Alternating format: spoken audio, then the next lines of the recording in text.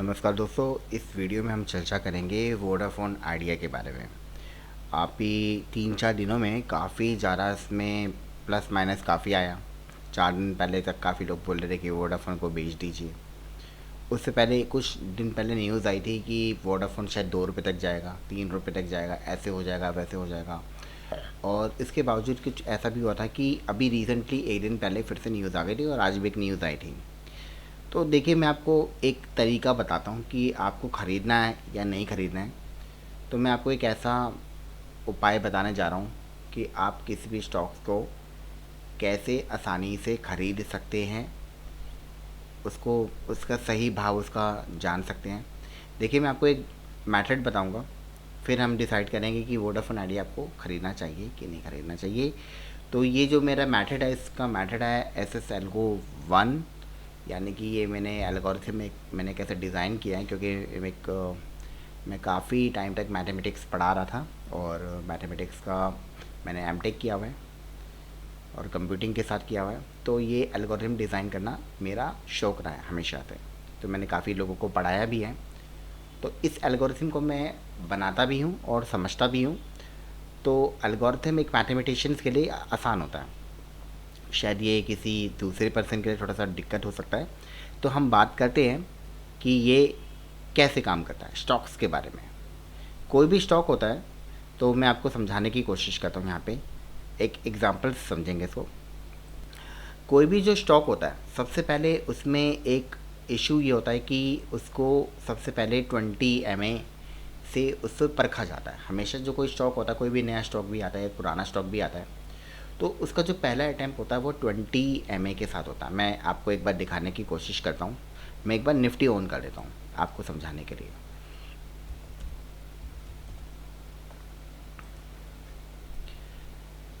तो मैंने यहाँ पे निफ्टी को यहाँ पे ऑन कर दिया, यहाँ पे मंथ चार्ट में, और मूविंग एवरेज मैंने 20 यहाँ पे यूज़ कर रहा हूँ। देखिए दोस्तों, होता है क्या है कि परखा जाता है, हर शेयर को परखा जाता है। एक मंथली चार्ट है यहाँ पे। तो पहला जो अटैम्प्ट होता है उसमें क्या होता है कि वो मूविंग एवरेज के ऊपर जाता है। जैसे कि ये जा रहा है, बिल्कुल सही सही जा रहा है, ये कोई इश्यू नहीं है। तो आपने देखा होगा कि 2020 में मार्केट नीचे चली गई थी, तो मैंने 20 MA लगा रखा। हो सकता है कि कुछ और भी हो। तो हम यहाँ से इसको कैलकुलेट ना करके हम इसको देखेंगे जहाँ से इस बार मार्केट बढ़ना शुरू हुई थी। जैसे कि एक रियल कैंडल हम देखते हैं। यहाँ पे मैंने मंथ का चार्ट खोला यहाँ पे। तो यहाँ पे मैं दिखा रहा हूँ आपको।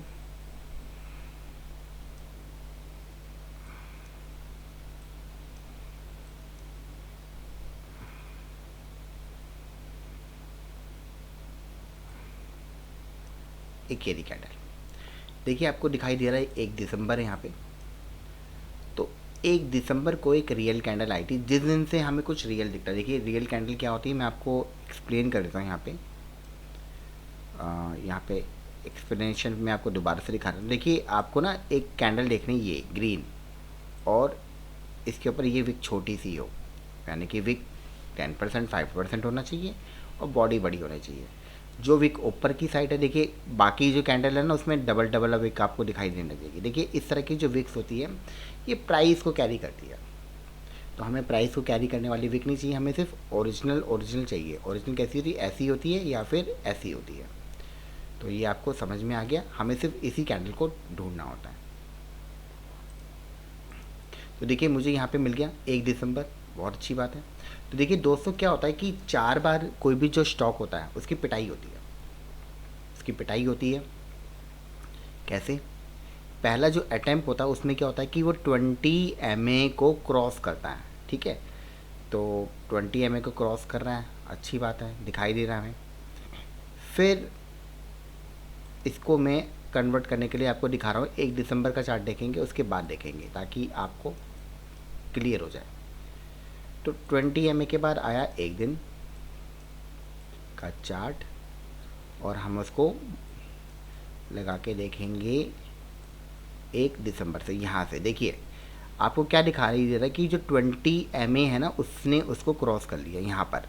तो इस दिन से मार्केट हो गई पॉजिटिव, क्योंकि यहाँ पे अब या कुछ 1 दिसंबर हम यहाँ पे कह देंगे। देखिए क्या होता है कि सबसे पहले 20 MA को क्रॉस करता है, और दूसरा जो अटैम्प्ट होता है, दूसरे अटैम्प्ट में वो क्या करता है, 20 MA को सिर्फ छू कर आएगा। देखिए मार्केट यहाँ पे सिर्फ यहाँ पे टच करने गई, यहाँ पे इस जोन पे टच किया इसने और फिर वापस ऊपर उड़ गई।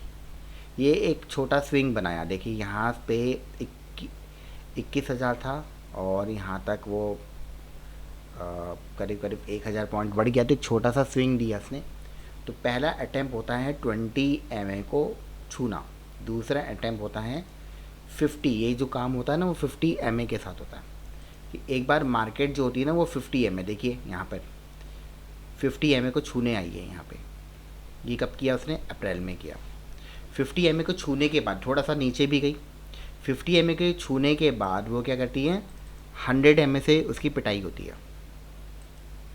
अब आपको यहाँ पे दिखाई दिया कि एक बार 100 MA को यहाँ पे छू लिया। देखिए अब यहाँ पे कहीं पे भी 100 MA को छू नहीं रहा है। 50 MA के बाद पिटाई हुई 100 MA के साथ, 100 मूविंग एवरेज के बाद थोड़ा सा नीचे गई मार्केट, फिर ऊपर हट गई। फिर 100 MA के बाद मार्केट कहाँ गई, 150 MA के नीचे। तो यहाँ पे आपको दिखाई देगा ये इलेक्शन का जो रिज़ल्ट था, उस दिन मार्केट 150 MA के नीचे चली गई, आपको दिखाई दे रहा है। तो ये पिटाई हुई। तो 4 सीज़न जो होते हैं, क्योंकि 200 MA के नीचे निफ्टी नहीं जाता है, वो तो बहुत बड़ा एक सेटबैक हो जाएगा निफ्टी के लिए। तो 4 बार निफ्टी की पिटाई हुई, मैंने आपको दिखा दिया। जब ये 4 बार पिटाई होती है ना निफ्टी की, तो मार्केट वो फिर से रीसेट हो गया। रीसेट कैसे हुआ, मैं आपको अब इसको मंथ चार्ट में दोबारा से कन्वर्ट करके दिखाता हूँ। तो चारों जो सीज़न थे, वैसे तो बेसिकली ये 4 सीज़न जो होते हैं ना, किसी किसी स्टॉक्स के लिए तो कई साल तक चलते रहते हैं। लेकिन निफ्टी के जो सीज़न था, पहला सीज़न यहाँ पे दिखाई दे रहा था, वो आपको 1 दिसंबर को दिखाई दिया, और उसके बाद ये सीज़न इसका 3 जनवरी को ख़त्म हो गया। तो इस छोटे से ड्यूरेशन के बीच में ही एक सीज़न आ गया। और स्विंग कितना आया, जो मार्केट थी वो 20,000 से लेके 24,000 तक चली गई, मतलब 4,000 पॉइंट एक सीज़न में उसने बहुत जल्दी से कवर कर लिए। अब दूसरे सीज़न में क्या हुआ कि जो मार्केट है ना वो यहाँ पर फिर से खड़ी हो गई 1 जुलाई को। 1 जुलाई को क्योंकि वो सीज़न ख़त्म हो गया उसका, वो जो सर्कल था, जो एक साइक्लिक फॉर्म थी कि 20 MA को क्रॉस करना और 20 MA को छूना, फिर 50 MA को छूना, फिर नेक्स्ट स्टेप में आपका 100 MA को छूना और उसके बाद 150 MA को छूना। उसके बाद मार्केट फिर से रिफ़्रेश हो गई। इसलिए यहाँ पे हमें एक दोबारा से एक ओरिजिनल कैंडल मुझे यहाँ पे दिखाई दिया। जब ओरिजिनल कैंडल दिखाई दिया तो वो प्रोसेस दोबारा से शुरू हो गया यहाँ पे, और फिर से वो प्रोसेस शुरू होगा। मतलब आने वाले टाइम पे मार्केट जो है 150 के नीचे भी जाएगी और उसके बाद फिर से फ्रेश हो जाएगी। ठीक है, अच्छी बात है। तो ऐसा क्या होता है कि जैसे हम किसी और स्टॉक के साथ देखेंगे, तो अगर हम बात करेंगे जैसे सुजलोन के बारे में आपको दिखाता हूँ। तो सुजलोन भी एक ऐसा स्टॉक है जो पेनी स्टॉक ही था, और मैंने तो उसको करीब करीब 3 रुपये के आसपास इसको परचेज़ किया था जब कोरोना टाइम पे, और उसके बाद वो मार्केट एकदम से ऊपर उठ गई। देखिए मैं आपको दिखाता हूँ कि इसमें हुआ क्या। ऐसे स्टॉक्स में हम 200 MA को देखते हैं, क्योंकि स्टॉक्स की इतनी पिटाई होती है और वो उसके बाद उठ के भागने लग जाता। देखिए मैं आपको इसमें एक दिन के चार्ट में कन्वर्ट करके दिखाता हूँ, और जो मैं कहना चाहता हूँ वो शायद आपको धीरे धीरे यहाँ पे आपको समझ में आने लगेगा। देखिए मैं आपको दिखाने की कोशिश कर रहा हूँ मंथ के साथ। 200 का मैंने चार्ट लगाया,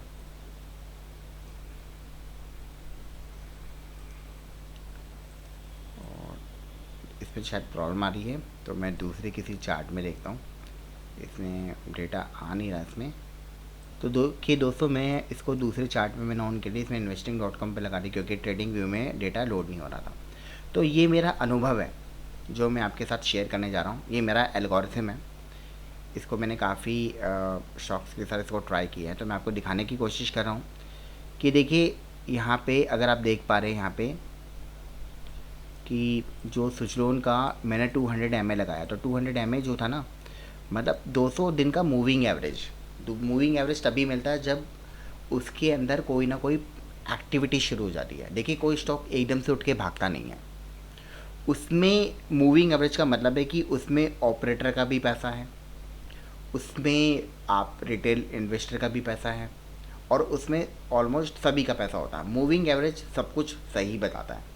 तो मूविंग एवरेज के अंदर ऑपरेटर का अगर पैसा होगा तो उसको कहीं ना कहीं डिफेंड जरूर करेगा। मान लीजिए कि उसमें जो प्रोमोटर्स है तो उस प्रोमोटर का पैसा भी उसी के अंदर फंसा हुआ है। तो इसका मतलब जो भी कुछ भी होगा ना वो आपको चार्ट में दिखाई देने लगेगा। तो हुआ ये कि जिस दिन से ये मूविंग एवरेज डेवलप हुआ, आप देख पा रहे हैं ये डेवलप हुआ 2022 और मई में शुरू हो गया, आप देख पा रहे हैं यहाँ पे। तो उस टाइम पे क्या हुआ कि उस टाइम से पहले ना ये मार्केट जो थी ना एकदम कंसोलिडेशन जोन में चल रही थी, कंसोलिडेशन जोन में चल रही थी ये बिल्कुल। देखिए मार्केट ऑलरेडी 3-4 रुपये पे चल रही है और कंसोलिडेशन जोन में चल रही है। तो मार्केट को अब एक फ़ैसला लेना है कि यहाँ से वो उठ के भागेगी। देखिए मार्केट क्या होता है कि अगर 200 दिन का मूविंग एवरेज चल रहा है ना तो इसका मतलब वहाँ पे कुछ एक्टिविटी हो रही है। तो क्या हुआ कि मार्केट एक दिन उठ के भागने लग गई। कब? मई 2023 में। देखिए शुरू कब हुआ था? मई 2022 में। मैंने जब इस पर टाइम रख रहा हूँ तो आपको दिखाई देगा यहाँ पे, ये चार्ट में आपको दिखाई देगा यहाँ पर।